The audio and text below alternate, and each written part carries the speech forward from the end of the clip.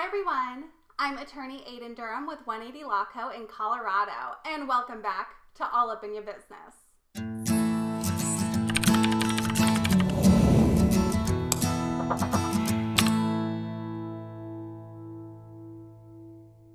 On this episode of All Up in Your Business, we're going to go through the trademark registration process. I'm going to break down the whole process to you guys and explain each step that's involved along the way if you're trying to get a registered trademark with the United States Patent and Trademark Office. But first, don't forget to like, subscribe, and share, and check the description for links to additional information and resources. You can download my free Introduction to Trademarks guide. There's a link down there for that. You can also check out my all-inclusive trademark registration package if you need help with your trademark, or my online DIY trademark course. All that info is available in the description. All right, so if there's one thing that I can say for sure when it comes to the trademark registration process is that it is not short. There are a lot of different steps and phases that your trademark application has to go through before it will actually be registered with the USPTO. So what I'm going to do in this video is break down each step of the process and explain what each step means and how it might impact your trademark application. It's important to remember that the process is going to look a little different for every application. While every trademark application does go through the same process, the exact timing and how it all plays out is really going to depend on your exact trademark and what happens with your application during the process. So the trademark registration process, generally speaking, is broken down into about 5 or 6 different phases or steps, depending on the filing basis. First, the trademark application is filed. Then your application is assigned to an examining attorney. Then the examining attorney reviews your application to determine if it meets all the requirements and if there are any grounds for refusal. Then your trademark will be published for opposition. Then, if your trademark application was filed on a 1B intent to use basis, the examining attorney will issue a notice of allowance and you'll file a statement of use. Then there will be one final review and your trademark will be registered. So now let's back it up a little and talk about each of those steps. The trademark registration process begins with what else? Submitting the application, of course. You would submit your trademark application online at uspto.gov and pay the associated filing fees. After you submit the application, you're going to wait. And wait. And wait a little longer. It typically takes about 3 months before anybody at the USPTO even sets eyes on your application. So it's perfectly common and, in fact, expected to not hear really anything back or get any kind of updates, not receive any correspondence from the USPTO for about 3 months following when you submit the application. After about 3 months, the USPTO will assign an examining attorney to your application. This examining attorney is going to be the person who is evaluating your application. They're going to make sure your trademark is available for registration and that your application meets all the requirements and that your trademark is eligible to be registered. If there are any problems with your application or if the examining attorney has grounds to refuse your trademark registration, then the examining attorney will issue an office action. This typically happens about a month after the examining attorney is assigned to your application or about 4 months after you submit the application. Now, these office actions can come in many different forms and address a wide variety of issues. Some issues that might be brought up in an office action are minor, like a disclaimer requirement, or if the examining attorney needs some clarification on your goods and services, or potentially to amend the description of your trademark drawing, something like that. But sometimes there are bigger issues brought up in an office action, like a likelihood of confusion, which means that the examining attorney has found another trademark that might be confusingly similar to your trademark. Whatever the reason for the office action, you'll be given 6 months from the date of the office action to file a response. If the office action is regarding a refusal to register your trademark, such as a likelihood of confusion issue, then that response is your opportunity to overcome that refusal and try to convince the examining attorney that your trademark should be registered. If you don't file a response to the office action within that 6-month time frame, then your trademark application will become abandoned due to your failure to respond to the office action. If you do file a response to the office action and the examining attorney doesn't accept your response, for example, if it's a likelihood of confusion issue, the examining attorney may still disagree with your arguments and may maintain their position that there is still a likelihood of confusion and your trademark shouldn't be registered. If that happens, the examining attorney will issue another office action. Typically, this one's going to be a final office action. You'll then have another 6 months to either respond to that final office action and try again to get the refusal withdrawn, or you can file an appeal through the TTAB or Trademark Trial and Appeal Board. Or again, if you don't file a response to that final office action within that 6-month time frame or file an appeal, then your trademark will become abandoned due to failure to respond to the final office action. However, let's say your response was accepted or the examining attorney didn't issue an office action. If the examining attorney didn't issue an office action, then the application will be approved for publication. This usually happens about 4 to 5 months after you've submitted the application. If the examining attorney did issue an office action and you responded and all of those issues got resolved, then your trademark will be approved for publication about 1 to 2 months after you filed that response. So what do I mean when I say it's going to be approved for publication? Well, part of the trademark registration process is having the trademark published for opposition in the Trademark Official Gazette. This is like a fancy trademark newspaper where you get to see all the exciting goings-on and news regarding new trademark applications. It's very exciting. The purpose of this is to give the general public, the rest of us, an opportunity to oppose the trademark registration for whatever reason, whether we believe it might infringe on our rights or whatever the case may be. This is our opportunity to let the USPTO know that we don't think this trademark should be registered. But don't worry, this really should be taken as a good thing. If your trademark is approved for publication, that means the USPTO hasn't found any reason to deny your trademark registration. They're just putting it out there for the public to see if the general public has any reason to deny your registration. So once you resolve any office action issues, your trademark will be approved for publication in the Trademark Official Gazette, and then it will be actually published about a month after that approval. The trademark will be published for 30 days, meaning that the general public has 30 days to oppose your trademark registration.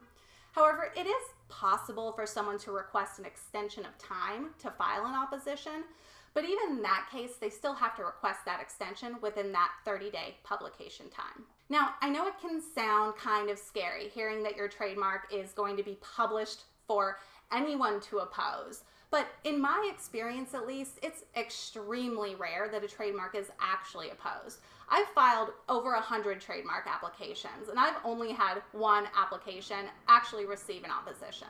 It's not like we're all whipping out the Official Gazette every morning while we enjoy our nice cup of coffee. Most of us, frankly, don't know to look at the Official Gazette to see if we need to be opposing trademark registrations. But of course, it still does certainly happen. If you receive an opposition to your trademark application, then it's a really good idea to consult with a trademark attorney, because now you're involved in an administrative proceeding with the Trademark Trial and Appeal Board. And it's important that you properly follow procedure in addressing and responding to the opposition. But for most of us, that's not going to be a problem. Most of us aren't going to have to deal with oppositions after the publication phase. The rest of the trademark registration process is going to depend on the filing basis of your trademark application. If you filed your trademark application on a 1A current use basis, then the publication phase is pretty much the last step in the process.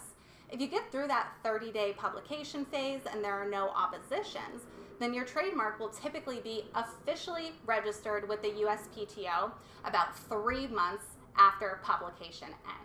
Now, the examining attorney does do a kind of final review before it's actually registered, and sometimes other issues can come up in that time frame.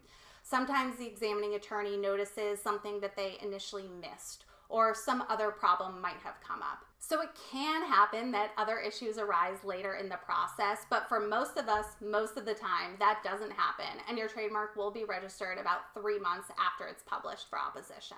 If you filed your trademark application on a 1B intent to use basis, however, there's another super important step that comes up here after the trademark is published. After the trademark is published for opposition, and of course, assuming nobody files an opposition, the examining attorney will issue a notice of allowance.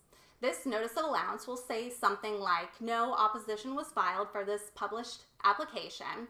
The issue date of this notice of allowance establishes the due date for filing a statement of use or requesting an extension. So in other words, this notice of allowance starts the clock ticking, and you have 6 months from the date of the notice of allowance to file a statement of use or request an extension. So what is a statement of use?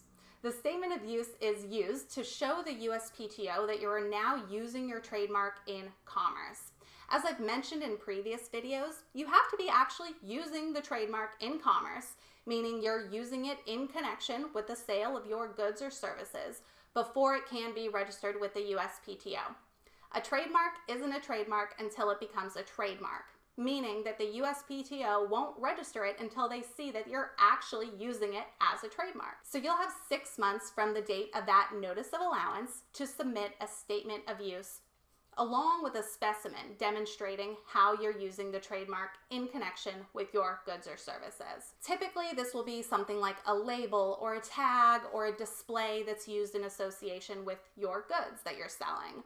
Or it can be an advertisement or a brochure or something like a website screenshot advertising your services. Whatever it is, the point is that the specimen needs to clearly demonstrate to the USPTO the context in which your trademark is being used in commerce in connection with the goods or services that you identified on your application. And you also have to include on the statement of use the dates that you first started using your trademark in commerce. If you haven't started using your trademark in commerce by that 6-month deadline after you receive the notice of allowance, then you can request an extension to file the statement of use. Again, you still need to request that extension within that 6-month time frame, but the extension will give you another 6 months to file the statement of use. And you can keep requesting extensions if needed. You can request up to 5 extensions, or about 3 years additional time before you need to file that statement of use. If you don't file a statement of use or request an extension within that 6-month time frame, then your trademark will become abandoned. But assuming you do file a statement of use, then the examining attorney will review the statement of use to make sure that the specimen is acceptable. And if it is acceptable, then your trademark will be officially registered, typically within about a month after your statement of use is accepted. So as you can tell, the entire process is going to look different depending on your trademark application, your filing basis, and what issues might come up after you filed your application.